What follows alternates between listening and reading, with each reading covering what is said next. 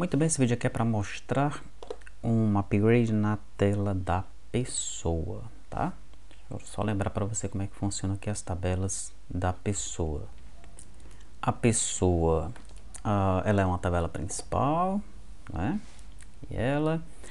Daí ela tem alguns relacionamentos 1 para 1, como pessoa e pessoa física, né? Pessoa e pessoa jurídica, relacionamentos 1 para 1. E tem alguns relacionamentos 1 para muitos, como pessoa e pessoa contato, né? Todos os contatos daquela pessoa e pessoa endereço, pessoa e pessoa telefone. Existem ainda outros relacionamentos 1 para 1, que é entre pessoa e essas colunas aqui, ó. É cliente, é fornecedor, é transportadora, é colaborador e é contador, né? Nós não tínhamos esse E no começo, eu coloquei agora para ficar mais claro e para que não haja nenhum problema quando nós colocarmos uma variável cliente, por exemplo, a gente não saber, peraí, mas esse cliente está se referindo a se o cara é cliente ou é um objeto cliente dentro de pessoa. Então, para ficar bem claro isso daí no código, tá? Eu coloquei esse é cliente aqui, tá? Ok, então nós temos aí relacionamentos de 1 para 1 entre pessoa e a tabela cliente, entre pessoa e a tabela fornecedor, pessoa e transportadora, pessoa e colaborador, pessoa e contador, tá? Muito bem. Daí o que é que nós pensamos no começo aqui, né? Nós colocamos ali o cadastro da pessoa, aí nós temos o cadastro do cliente, do fornecedor, da transportadora, do contador e do colaborador aqui embaixo, tá? Muito bem. O detalhe disso daqui é o seguinte: para você cadastrar um cliente, você teria que primeiro cadastrar uma pessoa, né? Porque o cliente ele tem um relacionamento de 1 para 1 com pessoa, mas pessoa é o lado mais forte deste relacionamento, tá? Ou você teria que criar essa tela de tal maneira que cliente tivesse os dados de pessoa na tela desenhados, né? Para o usuário não perceber que você está cadastrando em duas tabelas diferentes. E ao enviar o cliente para o lado do servidor, você teria que fazer um tratamento aí para cadastrar a pessoa e o cliente ao mesmo tempo, para alterar a pessoa e o cliente ao mesmo tempo, né? Essa seria uma estratégia. Outra estratégia seria, ao tentar colocar o cliente, você teria um lookup para ele ir atrás de pessoa, né? Enfim, nenhuma dessas estratégias aí é muito boa para o usuário, tá? O ideal, né, ou talvez o mais interessante aqui para o usuário, é que houvesse apenas uma tela pessoa e nessa tela pessoa já conseguisse cadastrar todo mundo, tanto a pessoa quanto aos seus relacionamentos de 1 para 1 e de 1 para muitos, tá? Neste momento aqui, eu estou utilizando o servidor Delphi, tá bom? Então, quando você clicar aqui para inserir uma nova pessoa, você vai ter aqui os dados dessa pessoa, né? Os detalhes da pessoa. Daí tem lá as perguntinhas se é cliente, é fornecedor, transportador, até contador. E aqui nas abas, você tem os dados de pessoa física. Até porque eu coloco aqui o nome da pessoa. Pessoa física. Vai ter a relação dos contatos da pessoa, a relação dos endereços, a relação dos telefones. Anteriormente a esta videoaula, a tela da pessoa via apenas até aqui, né? Agora o que é que eu fiz? Eu coloquei também o cliente, o fornecedor, o colaborador, a transportadora e o contador, tá? Estão todos aqui. Então, de uma vez só, o usuário ele vai poder cadastrar todos os dados de pessoa, tá bom? O ideal é que essas abas apareçam de acordo com o que está selecionado aqui, ó, tá? Quando o usuário colocar é cliente sim, aparece a aba cliente. Quando ele colocar é cliente não, desaparece a aba cliente, tá? Mas essa implementação eu não fiz, tá? Eu vou deixar como um exercício para você fazer essa implementação. Daí você vai se deparar com alguns problemas em relação ao controle das abas aqui em cima e eu quero que você me informe lá no Trello se você consegue resolver esse desafio ou não, mas é possível sim resolvê-lo, tá? Já digo de antemão. Pronto, então para eu fazer essa alteração aqui, eu tive que alterar um pouco a lógica do funcionamento aqui dos servidores em relação à tela pessoa, tá? O cliente, deixa eu trabalhar aqui com o cliente para explicar para você o que vai acontecer. Na tabela cliente, ó, o campo ID pessoa, anteriormente, ele era comentado como um campo de lookup, tá? Para que quando o usuário entrasse na tela do cliente, ele pudesse consultar uma pessoa. Agora não é mais assim, né? Ele está comentado com relacionamento 1 para 1 e ele não tem nenhum tipo de controle para ser desenhado na tela, tá? Ó, não é para desenhar o controle e o tipo de controle dele é nenhum, porque ele agora faz parte, né, quando a gente for desenhar na tela, ele faz parte de um detalhe de uma tela mestre, ele é o detalhe de pessoa, tá? No entanto, né, quando nós pensamos aqui em termos de pessoa física, em que momento na aplicação, eu vou precisar apenas da pessoa física? Em nenhum momento. Tá? Em nenhum momento eu vou precisar apenas da pessoa física. Sempre pessoa física está relacionada à pessoa. Em que momento da aplicação eu vou precisar de um contato da pessoa? Né? Tipo, eu estou lá realizando alguma sistema de compras, por exemplo, de vendas, tá? E não, eu preciso saber agora o contato específico daquela pessoa, eu vou consultar pelo contato. Não existe isso, você vai consultar pela pessoa e vem os contatos daquela pessoa, né? Então até aqui, ó, endereço, telefone, tudo isso sempre vem junto com pessoa, sempre pessoa é o principal aqui da vez, tá? Mas quando você está, por exemplo, no sistema de compras, né? Aí você vai apontar o fornecedor da compra, aí você precisa consultar pelo fornecedor, tá? E quando você consultar pelo fornecedor, vamos descer agora aqui em fornecedor, no sistema de compras, fornecedor, ele vai trazer esses dados aqui, ó, observação, data de cadastro, desde e ID pessoa. Mas cadê os dados de pessoa em fornecedor? Não tem, né? Ele tem que descer um objeto pessoa junto com o fornecedor. No entanto, nesse relacionamento que eu fiz aqui, né, em algumas linguagens, você pode ter o objeto fornecedor dentro de pessoa, mas você não pode ter um objeto de pessoa dentro de fornecedor, tá? Isso acontece, por exemplo, no Java, né? Nós temos que colocar lá um JSON ignore. Então ele traz fornecedor dentro de pessoa quando você consulta, mas ele não traz fornecedor dentro de pessoa, mas ele não traz pessoa dentro de fornecedor. Senão ele fica no laço infinito tentando desenhar o JSON, né? Por isso mesmo você coloca um JSON ignore lá, tá? No caso do Delphi também não é possível. No caso do Delphi, o que acontece? Ele dá uma referência circular, né? Quando eu coloco lá o objeto fornecedor dentro de pessoa e utilizo a unit fornecedor. Mas quando eu tento colocar fornecedor dentro de pessoa, ou pessoa dentro de fornecedor, fazer o contrário, né? E utilizar a unit pessoa neste caso, ele dá referência circular, não consigo fazer isso, né? Então, qual é a solução para isso daí, tá? Lembrando, né, que em termos de modelagem ficou legal isso daqui, nós está todo mundo no seu lugar, mas como nós utilizamos esses detalhes de pessoa, digamos assim, como se eles fossem objetos principais em várias partes da aplicação, o cliente, o fornecedor, a transportadora, então nós temos que achar uma maneira de trazer esses caras na sua completude para o lado do cliente. E é por isso mesmo que nós criamos algumas views, né? Então eu tenho a view pessoa cliente. Aí na view pessoa cliente, ó, tem todos os dados de pessoa e cliente, e já trazendo tanto pessoa física como pessoa jurídica, tá? Colaborador, eu tenho a view pessoa colaborador, ele traz todos os dados de pessoa e de colaborador. Fornecedor, a mesma coisa. Transportadora, a mesma coisa. E contador ainda não está aqui, mas nós temos que ter uma view pessoa contador também, tá bom? Perfeito. O que é que vai acontecer então?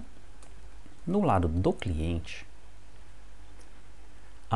nas classes vinculadas à pessoa, né? Por exemplo, na classe cliente, eu vou ter agora, ó, um objeto view pessoa cliente, tá? Ele também está aqui com o objeto pessoa, porque a linguagem Node consegue fazer isso, O Node ele consegue mandar uma pessoa vinculada ao cliente. E consegue também mandar um cliente vinculado à pessoa. Perfeito. Tá? Então, quem estiver trabalhando com um Node pode simplesmente se aproveitar desse pessoa aqui. Tá? Nas demais linguagens nós vamos utilizar, e no Node também nós vamos utilizar o view pessoa cliente. Tá? Então agora no lado do servidor, eu vou ter o objeto cliente dentro de pessoa, mas dentro de cliente eu não vou ter o objeto pessoa, eu vou ter o objeto view pessoa cliente, que já traz tudo vinculado da pessoa àquele cliente. Tá? Deixa eu mostrar para você como é que isso ficou, por exemplo, no Delphi. Então aqui no Delphi, vou abrir aqui o Model, Cadastros, deixa eu procurar por cliente, tá aqui ele. Então no cliente aqui, ó, eu chamei de pessoa mesmo, tá? Porque não faz diferença o nome do objeto aqui, tá? Eu poderia ter chamado de fview pessoa cliente, mas eu chamei de pessoa mesmo, tá bom? No entanto, quando eu devolvo esse cara para o lado do cliente, eu devolvo ele com esse nome aqui, ó, view pessoa cliente, tá?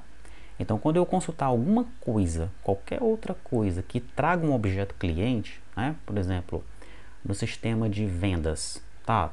Me traz o cliente. Ele vai trazer todos os campos do cliente e também a pessoa vinculada ao cliente. Só que não é um objeto pessoa, ele vai trazer um objeto view pessoa cliente, que vai trazer esses dados aqui, ó, view pessoa cliente, tá? E vai trazer o nome, o e-mail, o site, tudo que eu preciso saber daquele cliente, tá?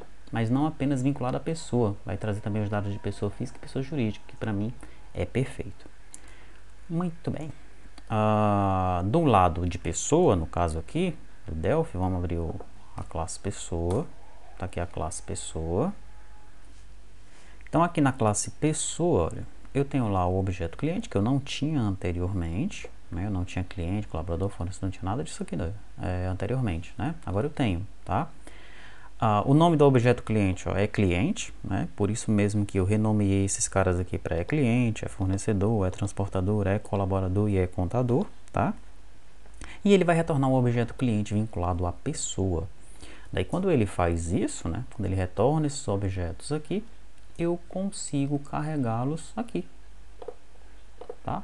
Na telinha toda agregada, né? Que fica bem melhor para o usuário, tá? A perfeição dessa tela é quando você controlar que é cliente, sim, ele aparece o cliente. É fornecedor, sim, ele aparece o fornecedor. Só aparecem as abas de acordo com o que está marcado aqui. Aí ela vai ficar perfeita essa tela, tá? Tá faltando esse pequeno detalhe. Pronto. Em termos de serviço, né? Se nós viermos aqui em pessoa service, deixa eu mostrar para você, cadastro, pessoa service. Eu tenho aqui agora, no momento da inserção e da alteração, né, no inserir, eu tenho agora um atualizar objetos filhos, tá? E no alterar eu também chamo esse atualizar objetos filhos, tá bom? Então, primeiramente eu insiro a base, que é a pessoa, né? Ou altero a base, que é a pessoa. No caso da inserção, depois de eu inserir, eu chamo o atualizar objetos filhos. No caso do alterar, eu primeiro excluo alguns objetos filhos e depois é que eu atualizo, tá bom? E o que é que faz o comando atualizar objetos filhos? Ele vai verificar se o objeto filho ele já possui um ID. Se ele já possui um ID, ele altera ele. Se ele não possui um ID, ele inclui o objeto filho, tá? Ele faz isso com o cliente, com o colaborador, com o contador e vai fazendo, inclusive chegando nos laços, que são os contatos, os endereços, né? Que ele faz um laço, tá? E no caso do laço, ele não verifica se o cara tem ID ou não. Tá? Também no caso de pessoa jurídica, pessoa física, ele não faz essa verificação. Por quê? Porque no caso da alteração, aqui no Delphi, tá? Eu excluo os objetos filhos.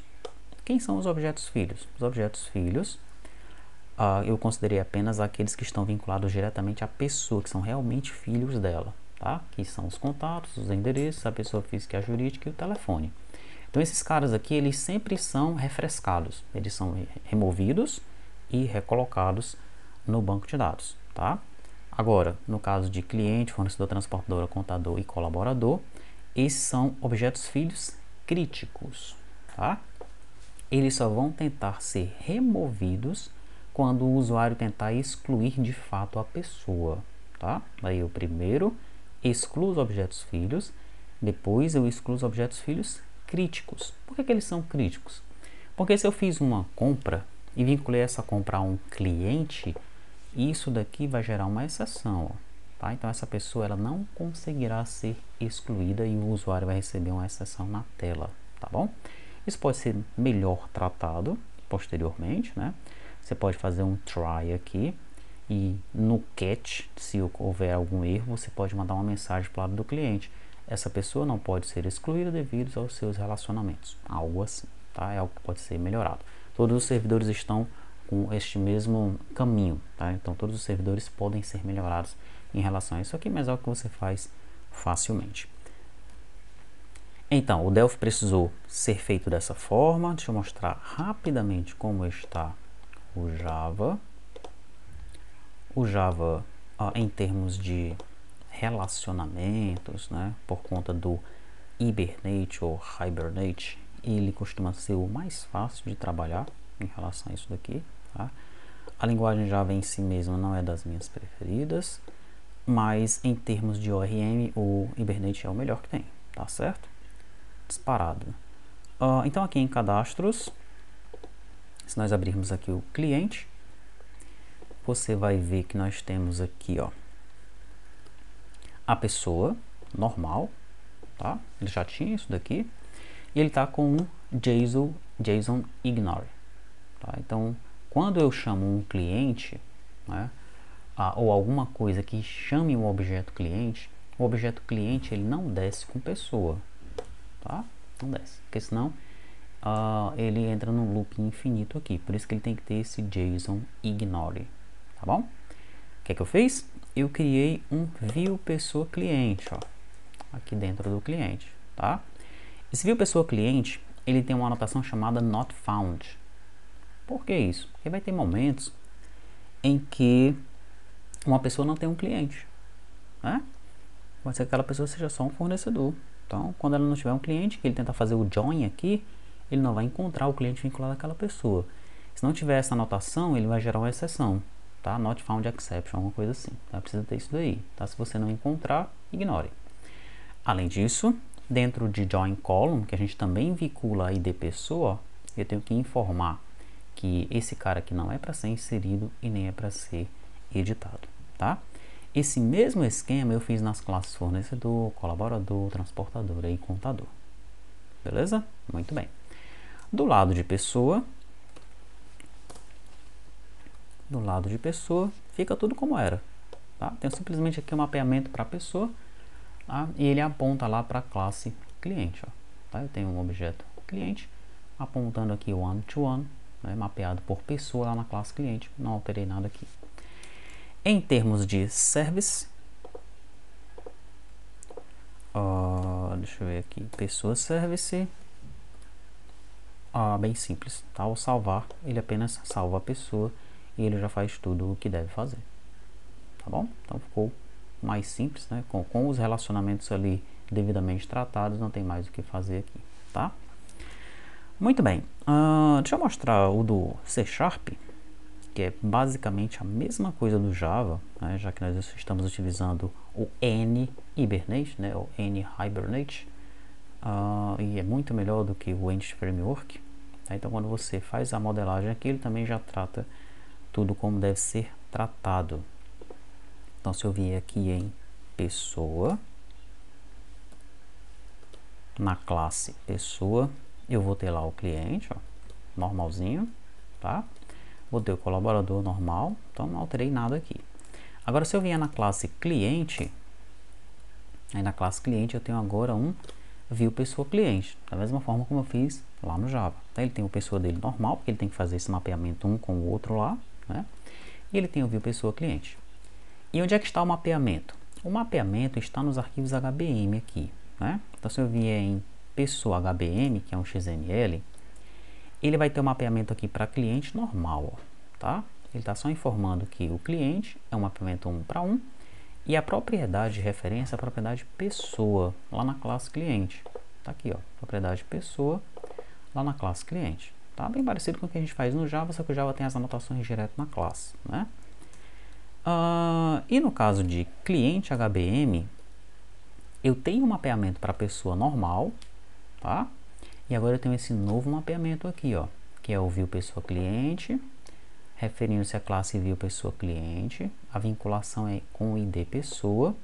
Se ele não encontrar, ele ignora, ó, a mesma coisa que a gente fez lá no Java. Você lembra que no Java nós fizemos algo parecido, né, ó?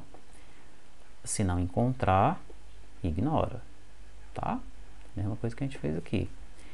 É para inserir? Não. É para atualizar? Não. Mesma coisa que a gente fez no Java, ó, no cliente, né? Não é para inserir, não é para atualizar, tá? E aí dessa maneira, toda vez que eu consultar alguma coisa que tenha cliente junto, né? A compra, requisição de compra, tem um cliente junto. Ele vai trazer o cliente e a view pessoa cliente vinculado. E aí eu consigo trabalhar no lado do cliente, lá na minha aplicação Flutter, tá bom? Bom, o Node PHP tem as suas especificidades, né? Deixa eu mostrar rapidamente aqui o Node. O PHP, eu nem vou entrar no mérito dele, só para finalizar aqui rapidamente. O do Node, vai ver que é bem mais simples, inclusive, tá? É tão simples quanto o Java ali, tá certo? O mais trabalhosinho é o do Dev, que a gente não está utilizando um ORM ainda, né? Então, em cadastros aqui, ó, pessoa, eu coloquei todo mundo aqui agora tem cliente, tem colaborador, tem contador, tem fornecedor, eles estão todo mundo aqui junto de pessoa, as entidades, tá? Já que eles estão sendo tratados como filhos de pessoa, né? Ou o lado mais fraco aí nesse relacionamento com pessoa, tá bom? Então, no service ainda não. Deixa eu abrir primeiramente aqui o pessoa entity. No pessoa entity, eu vou ter o que eu já tinha, ó, relacionamento com cliente, colaborador, contador, fornecedor, pessoa física, pessoa jurídica. Na verdade, esses caras aqui não tinham em pessoa, né? Eles foram colocados agora porque eu alterei esse esquema da tela da pessoa, tá? Então, eles estão aqui agora. E em cliente entity, eu tenho relacionamento com pessoa, aqui está, e eu tenho agora também o view pessoa cliente, ó, né? Ele vai ser retornado lá para a minha aplicação Flutter com este nome aqui no JSON, view pessoa cliente, tá bom? Daí para ele voltar isso daqui, esse view pessoa cliente, né? Deixa eu ver como é que tá o pessoa controller. Na verdade, o pessoa controller não precisa trazer o view pessoa cliente, tá bom? O pessoa controller tem que trazer apenas o cliente, né? Porque o pessoa controller ele vai lidar com essa tela aqui, ó. E nessa tela, quando eu trouxer o cliente, não preciso saber quem é view pessoa cliente neste momento. Eu vou precisar saber quem é view pessoa cliente quando eu trabalhar numa tela de compra, por exemplo, né? Então tem um exemplo aqui, que é um exemplo inclusive do AFV, tá? O vendedor rota. Se você vier aqui no AFV, na tabela vendedor rota, tá aqui, ó. Ele vai trazer o ID do cliente, tá? Então, neste momento, quando eu chamar essa rota do vendedor, que ele trouxer os dados do cliente, né? Eu quero que ele também traga os dados da pessoa vinculada ao cliente, tá bom? Então, em vendedor rota aqui, no controller do vendedor rota, o que é que eu faço? Eu trago o vendedor, trago o cliente e eu trago o cliente.view pessoa cliente. Né? Então, quando eu consultar isso daqui no Postman, ou mesmo na minha tela do Flutter, vai descer essa view pessoa cliente vinculada ao cliente. Tá? Então, cliente entity tem um view pessoa cliente, né? E quando eu consultar qualquer tela que eu precise do cliente, eu tenho que fazer esse esquema aqui, ó, para ele descer a view pessoa cliente também. Tá bom? Perfeito. Então, essas alterações foram realizadas no lado do cliente e no lado do fornecedor. E no lado do servidor, no caso, né, não do fornecedor, do cliente, a aplicação Flutter e servidores, são os 5 servidores que nós estamos utilizando. Elas foram realizadas para que nós tivéssemos essa tela integrada, que fica melhor do usuário trabalhar, tá?